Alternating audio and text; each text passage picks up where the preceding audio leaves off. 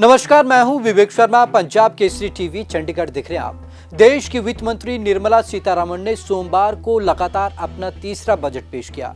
विपक्ष इस पर लगातार हमलावर है। विपक्ष कह रहा है कि इस बजट में कुछ भी नहीं है, जबकि सत्ता पक्ष इसे बेहतरीन बजट बता रहा है। लेकिन एक और स्टाइल इस बजट को लेकर जिसमें चर्चा हो रही है वो है निर्मला सीतारमण का बैटिंग स्टाइल। तो क्या है ये बैटिंग स्टाइल, चलिए आपको इस खास रिपोर्ट में दिखाते हैं। आम बजट में दिखा निर्मला का बैटिंग स्टाइल। बजट में निर्मला ने की पुजारा स्टाइल में बैटिंग। बजट में नहीं दिखा ऋषभ पंत वाला तूफान। निर्मला ने दिखाया पुजारा वाला धैर्य और संयम। सैलरी क्लास की जगह किसानों पर किया फोकस। इंफ्रास्ट्रक्चर और हेल्थ सेक्टर पर दिया ध्यान। नई योजना के ऐलान से किया परहेज। बजट का बैटिंग से भला क्या कनेक्शन हो सकता है, या फिर चेतेश्वर पुजारा और ऋषभ पंत की बैटिंग स्टाइल से भला क्या कनेक्शन हो सकता है? जाहिर तौर पर आपका जवाब नहीं में होगा, लेकिन आजकल दोनों की अलहदा स्टाइल पॉलिटिक्स से लेकर बजट तक में फोकल पॉइंट है। दरअसल पॉलिसी बनाने वालों को लेफ्ट राइट हैंड के इस कॉम्बिनेशन ने अप्रोच को लेकर सीख दी। क्या कहा था चीफ इकोनॉमिक एडवाइजर ने? ये सारी चर्चा तब शुरू हुई जब सरकार के मुख्य आर्थिक सलाहकार कृष्णमूर्ति सुब्रमण्यम ने बजट का कनेक्शन पुजारा और पंत की बैटिंग स्टाइल से जोड़ा। उन्होंने बजट से पहले दावा किया था कि बजट में चेतेश्वर पुजारा का धैर्य और ऋषभ पंत की आक्रामकता दोनों दिखाई देगी, लेकिन ऐसा हुआ नहीं। पंत नॉन स्ट्राइक पर ही रह गए। वित्त मंत्री निर्मला सीतारमण ने पुजारा के स्टाइल पर ही भरोसा जताया। निर्मला सीतारमण ने पुजारा स्टाइल में की बैटिंग।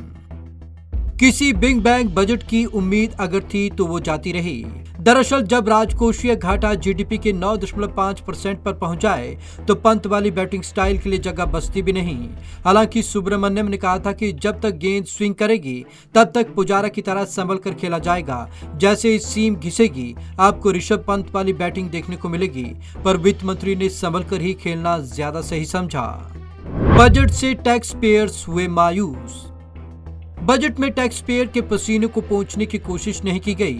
उम्मीद थी कि स्टैंडर्ड डिडक्शन, एटीसी या नेशनल पेंशन स्कीम में निवेश कर इनकम टैक्स छूट की सीमा कम से कम 50,000 रुपए बढ़ जाएगी, खासकर तब जब इनकम टैक्स फाइल करने वालों की संख्या कोरोना वायरस के बावजूद काफी बड़ी है। सैलरीड क्लास को उम्मीद थी कि ऋषभ पंत की तरह अटैकिंग मोड में सीतारमण इनकम टैक्स की बड़ी छूट देंगी, जिससे इन हैंड सैलरी बढ़ेगी और मार्केट में डिमांड बढ़ेगी, पर रेवेन्यू लॉस ने शायद उन्हें ऐसा करने से रोक दिया। पुजारा का ट्रेडिशनल स्टाइल। वित्त मंत्री ने इनकम टैक्स में छूट देने के बदले कैपिटल एक्सपेंडिचर बढ़ाने पर ही भरोसा दिखाया। उनको उम्मीद है कि 2021-22 में 35 लाख करोड़ रुपए के खर्च से रोजगार भी पैदा होगा और डिमांड भी बढ़ेगी। रेवेन्यू बढ़ाने के लिए पेट्रोल डीजल पर सेस लगाया गया और कस्टम ड्यूटी की कई तरीके से बदलाव किए गए। मतलब सीधा है, सीतारमण ने चेतेश्वर पुजारा की तरह ट्रेडिशनल मेथड को अपनाया। राहत मिली तो 75 साल से ज्यादा उम्र के सीनियर सिटीजन को, जिन्हें इनकम टैक्स फाइल करने की जरूरत अब नहीं है। पुजारा की तरह दिखाया धैर्य और संयम। निर्मला सीतारमण ने धैर्य और संयम दिखाते हुए कुछ सर्विस सेक्टर और सैलरीड क्लास की जगह खेत खलियान पर फोकस किया। रूरल इकोनॉमी बूस्ट करने के लिए किसान को फोकस में रखा गया। इंफ्रास्ट्रक्चर के तहत रेल रोड विस्तार पर बजट राशि बढ़ाई गई। हेल्थ सेक्टर को छोड़ दे तो मोदी सरकार कोई और नई योजना के ऐलान से दूर रही ताकि अतिरिक्त खर्च न हो। Bureau report, Punjab Kesari TV, Chandigarh. तो इस बजट में पुजारा जैसा संयम और धैर्य देखने को मिला। कोरोना काल में अर्थव्यवस्था वैसे भी गोते लगा रही थी, तो कहीं ना कहीं बजट तो ऐसा होना ही था, क्योंकि जिस तरीके की अर्थव्यवस्था देश की मौजूदा समय में है तो उसमें उस तरीके का बजट ला पाना शायद ही मुश्किल हो पाता। लेकिन विपक्ष लगातार हमलावर है कि इस बजट में कुछ भी आम लोगों के लिए नहीं दिया गया, तो ये निराशाजनक बजट रहा है। तो आज की इस खास रिपोर्ट में बस इतना ही। विवेक शर्मा को दीजिए इजाजत। नमस्कार।